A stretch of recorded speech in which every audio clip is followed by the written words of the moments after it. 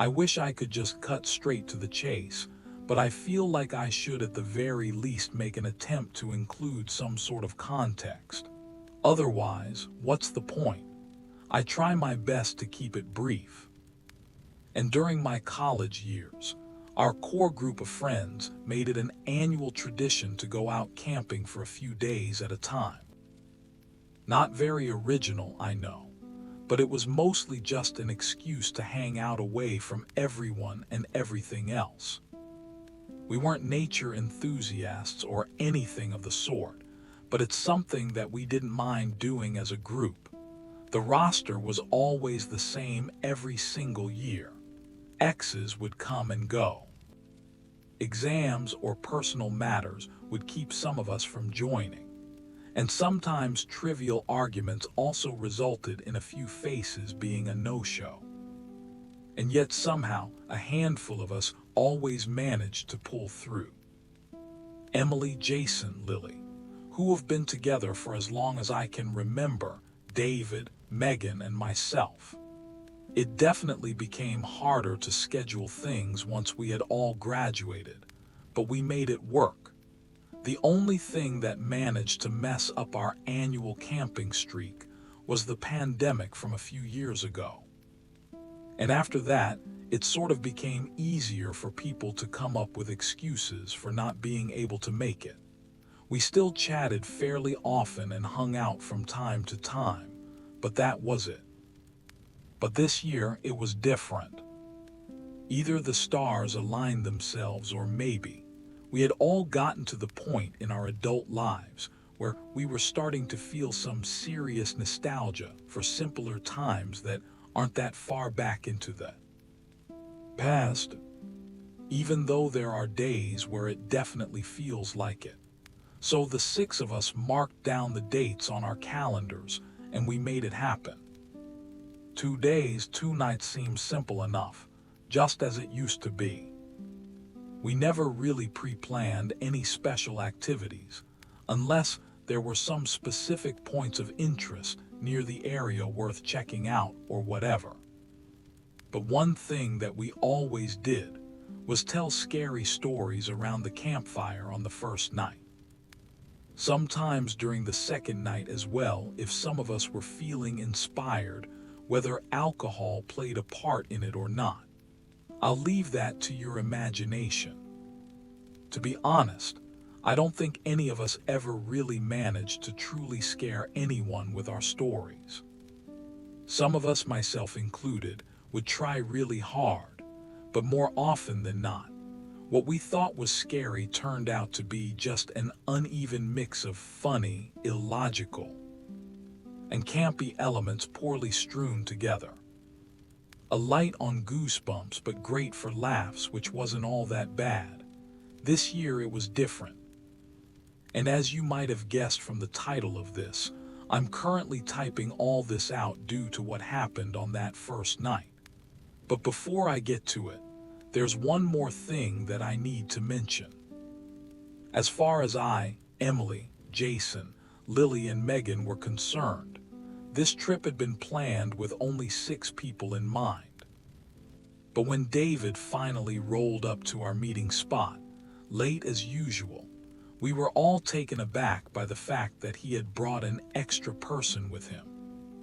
Someone that he had never mentioned in passing to anyone, and who, by the looks of it, was apparently tagging along for the entirety of our get-together out in the woods. Her name was Lauren. Now, if this had happened during our college years, I could imagine how this could have been a lot more awkward, having a random person intruding in our group and potentially ruining the solid, pre-established dynamic between us. But we're not kids anymore, and more importantly, we simply aren't as up-to-date as we used to be when it comes to each other's personal lives. Not that it's any excuse to not let the rest of us know that. Oh, by the way, I'm bringing somebody you've never met before. Please be cool. But I think the rest of the group quickly got over it, because they seldom get the opportunity to meet new people. And seeing as this is David we're talking about, I think the gang just instinctively made the decision to try and make Lauren feel as welcome and included as possible. Maybe I would have felt the same if it weren't for one thing. I had talked to David on the phone the night before about the trip and some other pointless stuff that's not even worth bringing up. And not only did he never hint at this Lauren person or anybody else coming along, but he also sounded perfectly normal. But the David that we met on that day seemed a little cagey and distraught to me. Maybe he was embarrassed by the entire ordeal to a point where he could hardly look me or anybody else in the eyes. Maybe his girlfriend, if that's what she was, had forced him to invite her against his will or something. Something about it felt weird to me, but I kept it to myself, figuring it would be in everybody's best interest, especially David's, to avoid asking uncomfortable questions and stirring unnecessary drama, which is the one thing we always tried to leave out of these trips. We made some small talk, a quick inventory check to make sure that we weren't missing any essentials, and then proceeded to walk on foot for a couple of hours or so before reaching a decent enough spot where we set up our tents right before nightfall.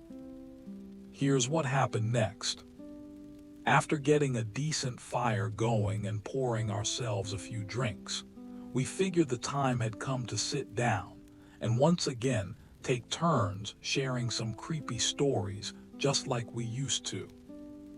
I don't think everyone was particularly enthused by the idea. Maybe they felt like they had grown out of it. Still, you could tell everyone made an effort to varying degrees to humor one of the very few traditions that our group somehow managed to keep alive after all these years. Even if the stories turned out to be awful, maybe they could still work as an icebreaker of sorts to help Lauren better acclimate herself to the group. Megan, who sat on my left, went first. She recounted a mildly unsettling incident that happened to a friend of hers, who was the victim of a stalker for a couple of months after their initial interactions on a dating app. Last she heard, an arrest had been made, but as a story, it didn't really bring anything new to the table, just some guy being a creep, the usual. And then came Emily's turn, who was sitting to the left of Megan. She pretty much offered a recap of a film she thought was obscure enough for the rest of us to not pick up on it. Something that prompted Jason, the hardcore horror enthusiast of the group, to lightly grill her over once she was done. I remembered a time when calling her out in a similar fashion would have made her pack up her things on the spot and leave. And for a second, I worried that Jason's harmless jab might have been sufficient to ruin the mood, if not the entire weekend. To my surprise, Emily chuckled, raised her glass of gin and tonic in the air and said, "All right, you got me," before downing her drink, pretending like that was an actual punishment for her deception. "Why don't you go next then? Let's see what you got, nerd," she playfully said. Jason, who sat to my right, grinned as he straightened himself and rolled up his sleeves, as he was the type of person to never waste an opportunity to terrorize his friends, especially when he had their full attention and their consent to do so. Before he could proceed with whatever demented story he had cooked up just for the occasion, David chimed in. "Actually, would you mind if she goes first?"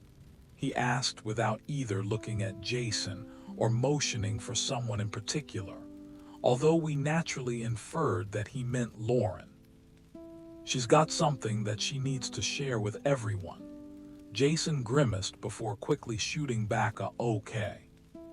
Sure, but even though I could tell he was slightly bummed for having the spotlight snatched away from him, The way David had worded his request definitely got Jason and everybody else's attention. Before I continue, and just to help you visualize the setting, this is how we were all seated in relation to each other. Clockwise and starting from the top, you had Lauren, who sat right across from me, David to her left, then Lily, Jason, myself, Megan, and finally Emily. "Let's hear this story then," Jason said almost in a challenging tone, which prompted Lily to tug at his shirt and shoot him a look. Lauren shook her head as soon as she had heard his words, her eyes fixated on the crackling fire pit between myself and her. "It's not a story. It's a dream that I had, or a nightmare rather, I guess." "Hope that's all right." Jason looked at me and rolled his eyes, upset that she could use the dream excuse to make up as many horrifying details as she wanted, just to spice up her own tale. Sensing his reaction, Lily elbowed him gently as a reminder to not be a jerk. Everyone else gave her the okay in a heartbeat, but you could tell that the mood had shifted a little. No doubt in response to Lauren's serious demeanor, as well as the prospect that she could be on the verge of unloading some very personal things onto a group of strangers instead of sharing a simple, silly, scary story. She took a deep breath and began.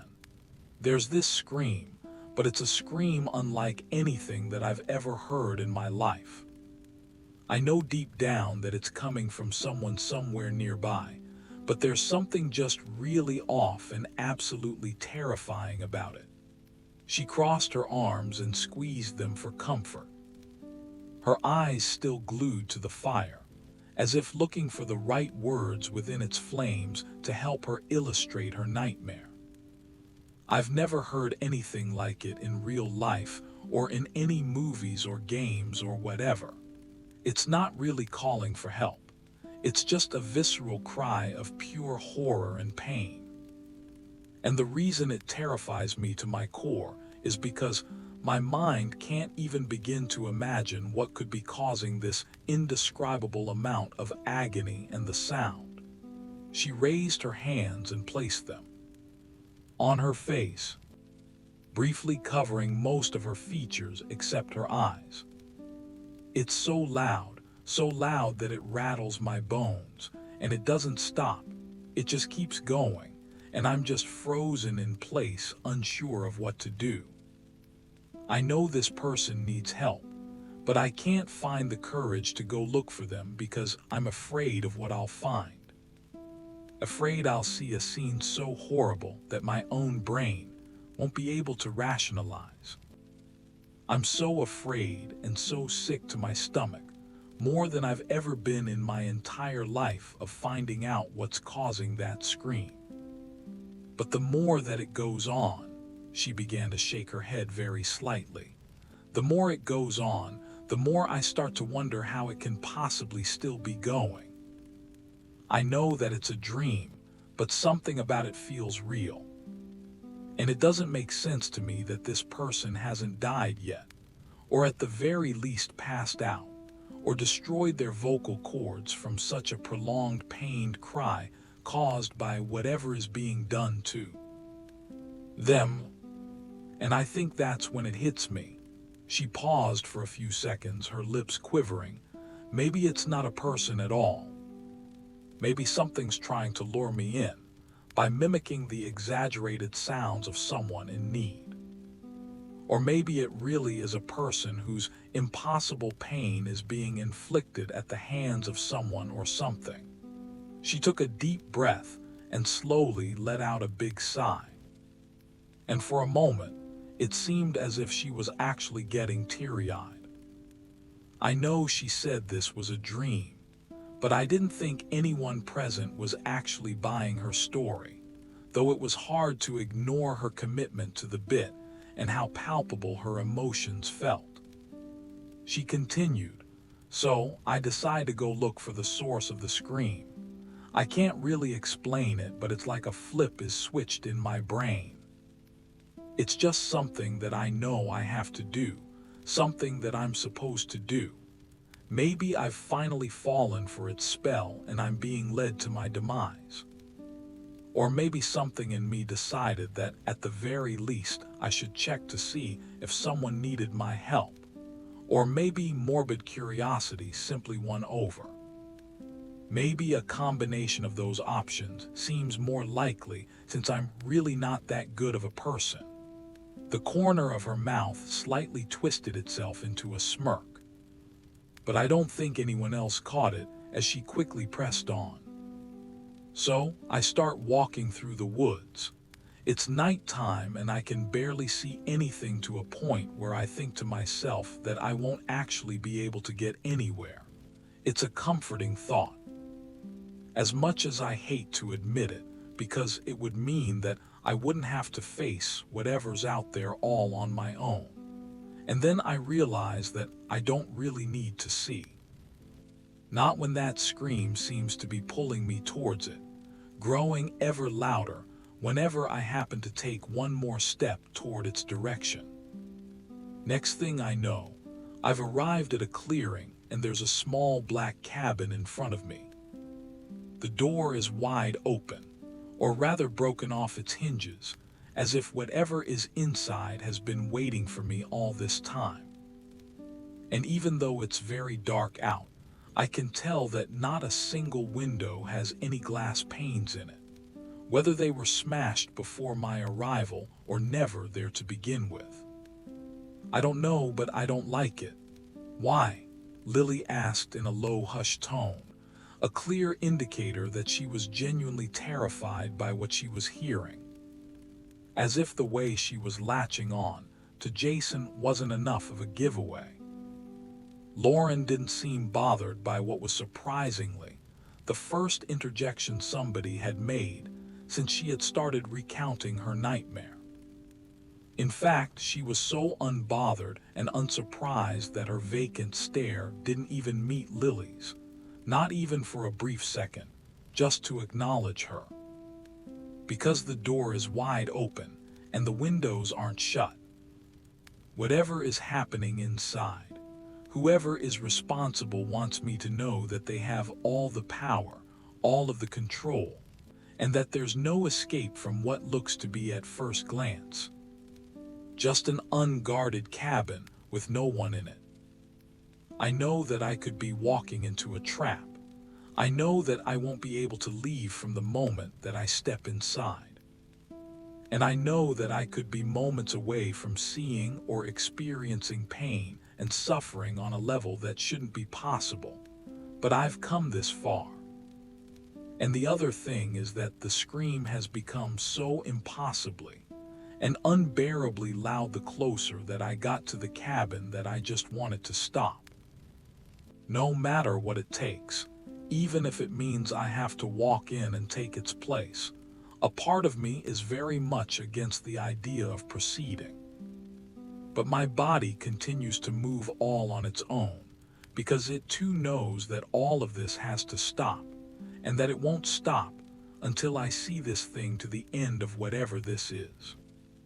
So I walk in, and something happens the moment that my foot crosses the entrance's threshold. She paused. That ungodly piercing sound just disappears like that. She snapped her fingers like something just erased it from existence, gone without a trace and not even leaving a single echo behind. I should feel relieved, but the deafening silence that replaced it might honestly be even worse.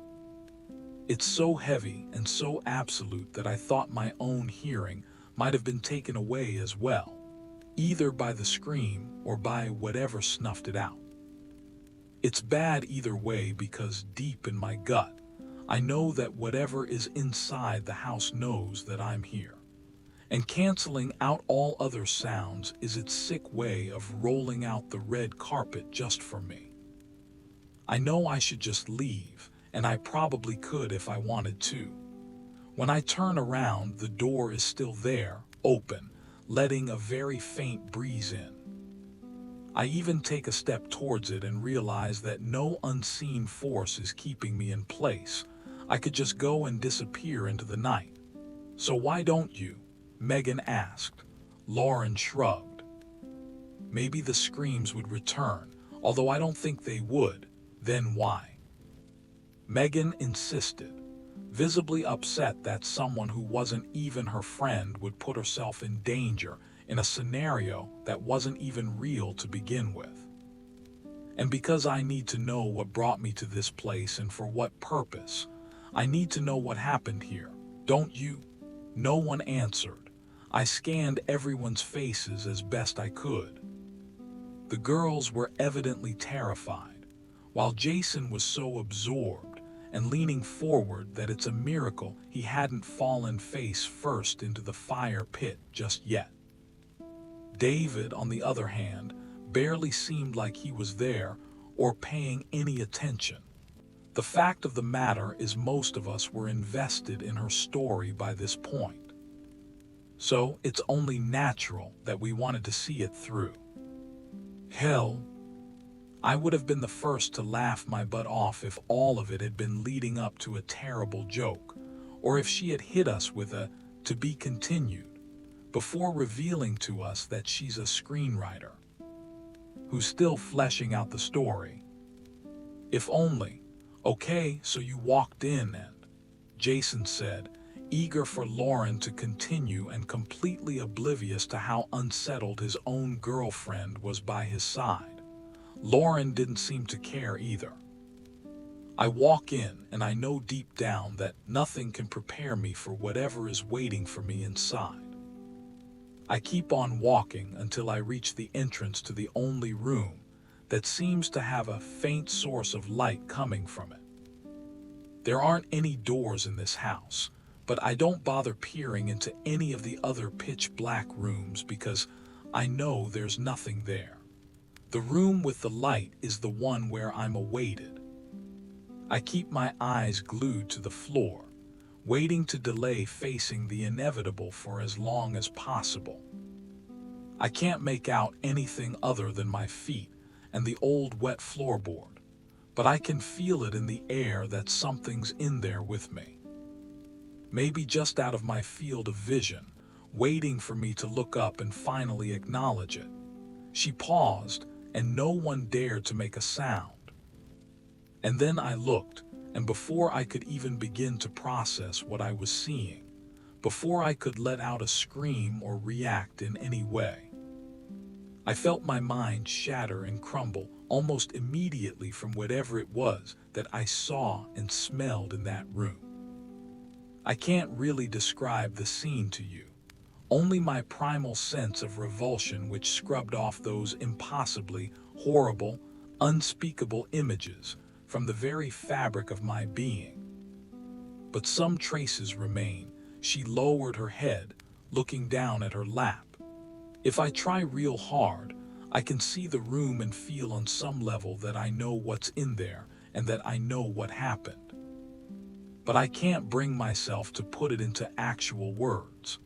The mere thought of attempting to do so feels like the most depraved thing a normal person could ever think of doing, and it sickens me.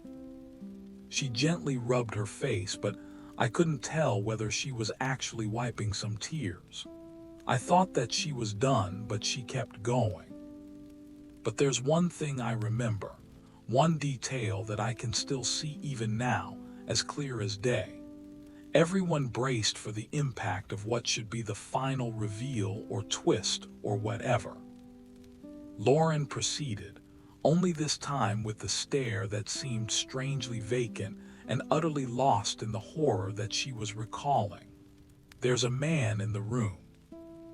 I can see his face, and his abhorrent expression is all I need to know that he's the one responsible for whatever horrors took place inside the cabin. He's the one who caused all that impossible screaming. He's the one who made me come all the way out here for some sinister reason. And I know who he is. I recognize him. She paused again, having become slightly more agitated over the course of this last stretch of her story.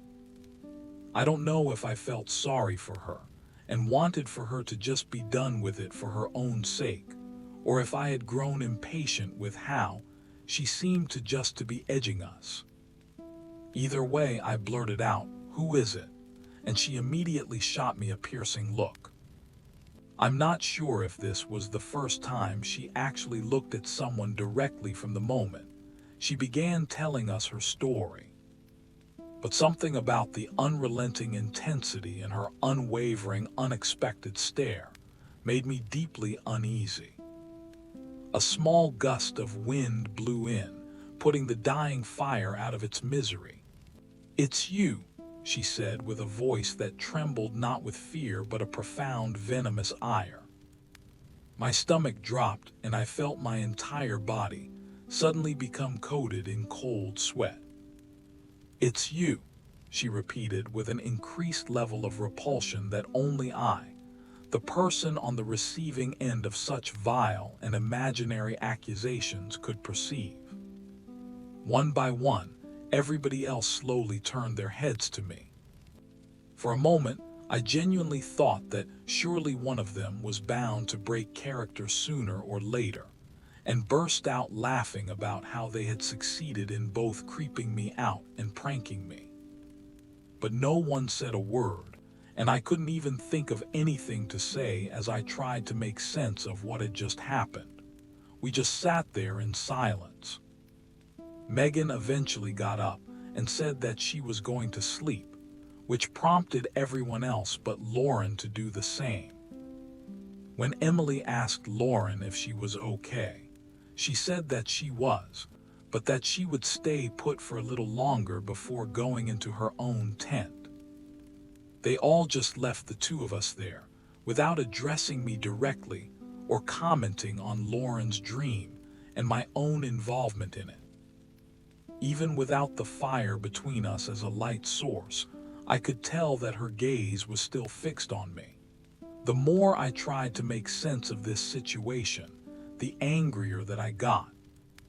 But I tried to not let it show. Why would they go through all this trouble to make me feel bad, and even recruit the help of someone that none of us really knew just to make me feel even more uncomfortable? I understand wanting to pull a prank, but this was beyond anything anyone from our group ever thought of pulling. This was on a whole other level, and I couldn't even think of what I could have possibly done to anyone that would justify this twisted setup. But the absolute worst part is no one being bothered to let me in on the joke, even after its punchline, and being perfectly content with leaving me in the dark, figuratively and literally. Even if it meant completely destroying my disposition for the rest of the weekend. Why would they do this to me? And how could every single person in our group go along with it with such a straight face? I was angry, yes, but also deeply hurt by the insensitivity and senselessness of it all. But I didn't say a single word. If that's what they wanted, I wouldn't be giving them the satisfaction so easily. I briefly stared back at Lauren, who still sat on her end of the makeshift log benches that we hastily put together, looking right back at me. She had nothing else to say, and neither did I. So I got up and went back to my own tent without saying a word. For all I know, she sat there for the entire night. I'm not sure if I actually got any sleep because by the time I came to, I was still as furious as I was the night before. It was almost 10:00 in the morning when I checked my phone. We hadn't agreed on a set hour to wake up or anything. Usually, we just allowed ourselves to sleep in for as long as we wanted. Then we would cook breakfast or lunch, depending on the time of day, and eat the meal before carrying on with our loose schedule. I couldn't hear any kind of noise outside, which got me thinking that I was probably the first person to wake up. I figured I might as well go for a morning walk in an attempt to clear my thoughts, knowing it probably wouldn't be of much help. Maybe upon my return, they'd finally come clean about the entire thing. And even though a part of me would undoubtedly still resent them all for it, at least I wouldn't have to spend the rest of the day being pissed about it. When I unzipped my tent to step outside, my heart nearly stopped with the scene that I was met with. And for the second day in a row, I was at a loss for words. Not only was everybody else already up and about, they were all just standing there with their gear and bags, fully packed and ready to go. I don't know what bothered me the most. The fact that they all somehow got up, got dressed and packed their things without me taking notice, or that they were all just standing there, silently staring me down, and sort of visibly annoyed as if they had all been waiting for ages for me to do the same, with the exception of Lauren, who stood the furthest away from my tent. Everyone else was facing my direction. "Yeah?" I asked with my head poking outside of the tent. "We're going somewhere," Jason said. "Yeah," I added, frustrated but also hoping to elicit a similar response from any one of them. "Yeah," Lily replied. "We're just waiting on you." "Cool," I said. "You can wait." I zipped up my tent and tried to gather my thoughts before actually starting to pack my things. They weren't chatting outside or making small talk of any kind from what I could hear. But I did get the feeling that they were circling me, as if wanting to ensure that I wouldn't be making a sneaky exit of some sort without them noticing. Maybe it was just my imagination, but if they were that hellbent on keeping up the charade, so would I. It took me a few good minutes to get all my stuff together, but I didn't exactly rush it either. No one bothered to ask if I needed or wanted any help, which made everything all the more awkward, as I was the only one making any kind of noise, while they all just waited in silence without doing or saying anything. But I welcomed that awkwardness, and did what I could to prolong it, because I wanted to make them feel as uncomfortable as I was. They didn't seem fazed, but two can play at that game, and I'm not one to quit. Once I had strapped my backpack on, I slapped the side of my legs to let them know that I was ready to go. Lauren briefly looked in my direction, without actually meeting my eyes this time. And then she started walking one by one, and the others turned away from me and began following her steps without a word. They were probably counting on me inquiring about where we were headed or something, and so I didn't. I just followed along as the last person of the group, all the way at the back. It was around 10:40 a.m. when we got moving, and by noon we were still walking. Whenever I stopped to drink some water or tie my shoes, they would also stop seemingly in unison, regardless of the distance between myself and the rest of them. After a further 30 minutes of walking, I removed my backpack and sat down on a nearby overgrown tree stump, not caring as to whether everybody else would just keep on walking without me. Much to my dismay, they immediately halted their pace and turned towards me, some facing me completely, others side-eyeing me, all but Lauren, who kept her back towards me. I let out a small scoff inaudible to anyone else but me, and I chuckled.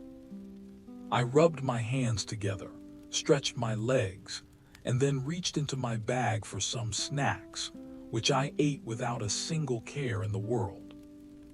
I was delighted, and not by their taste, but by how much my actions were likely pissing them off to some extent. I gave no signs that I would be getting up on my feet anytime soon to proceed with the hike. And after 10 minutes or so of me slowly stuffing my face, I was almost convinced that they would just wait it out in silence. But I was wrong. Emily, the one closest to me, spoke up. "You can do that later," she said. I didn't look at her.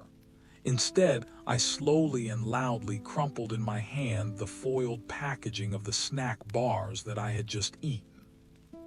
And after putting them away somewhere in my backpack so as to not litter the area, I brought my right hand up and cupped my ear towards her, pretending that I didn't hear what she said. A long pause followed. I said, "You can do that later." "Where? When?" I asked. No answer from her or anyone. I shrugged and pulled out another protein bar. And for the first time since we had left our camp, I sensed actual hostility coming from the people that I thought were my friends. Before I could tear up the package, I noticed that David had started walking back towards me. And I didn't realize until after the fact that my hand instinctively went for the pocket knife that I kept in one of my front pockets. I was already on my feet by the time that he reached me. "We have to go," he said. "Go where?" I shot back, loudly enunciating each word right in his face. Emily, Megan, Jason, and Lily took a noticeable step towards me. I had done my due diligence a few days prior to the trip, and I looked up what sort of hiking trails and other points of interest might exist in the area, because I knew that no one ever bothered to really look at those things in depth. I always did my homework more out of curiosity than anything else, because I figured it would be cool to actually have places to visit and be the one that actually found them for the rest of us. But whatever path Lauren had us walking on wasn't one that I was familiar with. Even after looking at the handful of screenshots that I had saved on my phone, I still couldn't tell where we could possibly be headed. This was all no doubt a part of their big prank, whatever it entailed, but I was done playing along. Whatever this was, it wasn't worth the time or the effort or the incessant gnawing sensation that I had in the pit of my stomach. They took another step. "We're almost there," David whispered as his warm morning breath filled up my nostrils. "You will see." I used my tongue to dislodge some bits and pieces of the protein bar, still stuck to my teeth before spitting it right over David's shoulder, barely missing his face. He didn't flinch or blink. "Nah," I said. I looked into his eyes and could swear that he was just about to take a swing at me, but before I could take any measures to protect myself, a sudden loud noise completely derailed my train of thought. At first, I thought that one of them had tripped over and hurt themselves, and they were making their way towards me. But one quick look at the rest of the group, and I could tell that they weren't the ones making that sound. That awful distant sound of somebody screaming, as if their guts were slowly being pulled out, while the soles of their feet were set ablaze. Lauren's story and all of its eerie details immediately flooded my mind. What the hell? I don't know how they pulled it off or how many more people they got to tag along, but I couldn't stand how it was making me feel. I wanted to shout at them to just turn it off, but that god-awful scream sounded so real and so desperate, so loud that I could barely form a coherent thought. Not one of them seemed bothered or distressed by it, and I could just tell from the way that my insides were doing backflips, and the way that my own brain was firing off all sorts of signals that what I was hearing couldn't possibly be a recording of some sort. It was real. "Someone needs our help. We have to go," Megan said. I looked at her. Someone I thought I knew, whom I had known for a number of years, but I didn't recognize her or any of them. Not really. Not completely. Not anymore. I then looked at Lauren, who remained distant enough from where I stood that I couldn't quite make out her features. I'm not entirely sure of what happened next, but I remember bolting in the opposite direction. I didn't even think of grabbing my backpack. I just ran out of there as fast as I could. I must have looked back a single time as soon as I took off, and I noticed that for some strange reason, not one of them had begun pursuing me. They all just stood exactly where I had left them. But the same thing couldn't be said for the scream, which loudly threatened to follow me to the ends of the earth. My body was on autopilot while my brain kept thinking of the worst possible stuff that could happen to me in the middle of nowhere. And for some reason, I couldn't find my way back. I ran until my legs almost gave out, and by that point, I was nearly out of the woods. The sky was clear and my phone was still working, and I was finally starting to recognize some local landmarks. And while my ears were still buzzing loudly, the scream itself had dissipated at some point without me noticing. Despite being mentally scarred, I was physically unharmed.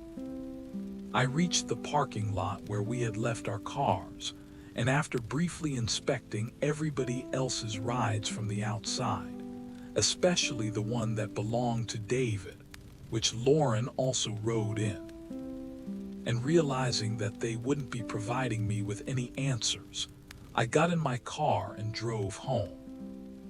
I held my phone in my hand during the entire drive, hoping for a text or a call from any of them that would let me know that they really did get me. But none ever came, not a single one. I have, however, gotten calls and texts from friends and relatives. They haven't heard from them, and their respective places of employment are also asking about their unplanned and prolonged absence. I wanted to believe that they were all in on it as well for whatever reason, but I know that can't possibly be true. I've had to deal with a number of calls from some very concerned parents, some of which I've actually known for a number of years and met in person a few times. And there's a kind of genuine parental concern that you can't just fake. I didn't really know what to say or how to explain what had happened. So I either said something had come up, or that I had to leave early, or that they had decided to prolong their trip in a way that didn't really suit me. I don't think anything I said constitutes a lie, but I know how bad this looks, and I know it's only a matter of time until law enforcement gets involved. I barely slept since I got back. And to say that I'm scared of what might happen next to me would be an understatement. I'm sorry if this all sounds insensitive, but I know that I did nothing wrong. I've reread everything I wrote here a couple of times, and I know for a fact that's how everything went down. I wish that whatever happened during that night didn't happen, but it did. And right now, I can't afford to be worrying about anyone else but me. 6 people are gone, or at the very least, they have yet to show any signs of life. Their phones are still on from what I've been told, but nobody's picking up any of the calls. When asked if I had tried contacting them myself, I lied and said that I had, when in reality, that's the last thing that I want to do, because something tells me that they would pick up my calls. The exchange that I had with David's mother was by far the most unnerving, because when I told her about his friend Lauren that he had brought along with him, she said that that was the first time she was hearing that name. Furthermore, his mother actually visited him the day before. She baked some goods for him to bring for everyone and spent the night at his place before seeing him off the next morning when he came to meet us. And never at any point was there a young woman riding in his car or a mention that he would be picking somebody else up along the way. I've known David and his mother for a long time, and I know that they've always been pretty open with each other about most things, especially after his father passed unexpectedly from a very aggressive illness a few years back. So who was this Lauren? Where did David pick her up and why? What did she want or what did she hope to achieve? And why was I her target? I don't have the answers to those questions at this time, but my mind keeps drifting back to that weird story she told us, and for the worst possible reason, too. You see, I doze off every now and then. Never enough to a point where I feel like I've actually rested for a bit, but long enough for me to find myself in some dark woods all alone, while a distant shrill rolls in with the wind and becomes clearer and louder the longer that it takes for me to wake up. A black cabin with no doors on its hinges and no glass panes on its windows is the last thing that I always see before I wake up. I'm terrified of what else I might hear in that dream. Terrified of the things that I might see that I cannot comprehend. I lie down on my bed and think back to the last thing that David said to me. You will see. And I find myself swept away by a wave of pure and abject horror as I come to fully realize the inescapable nature of his words. It wasn't a statement, but a promise.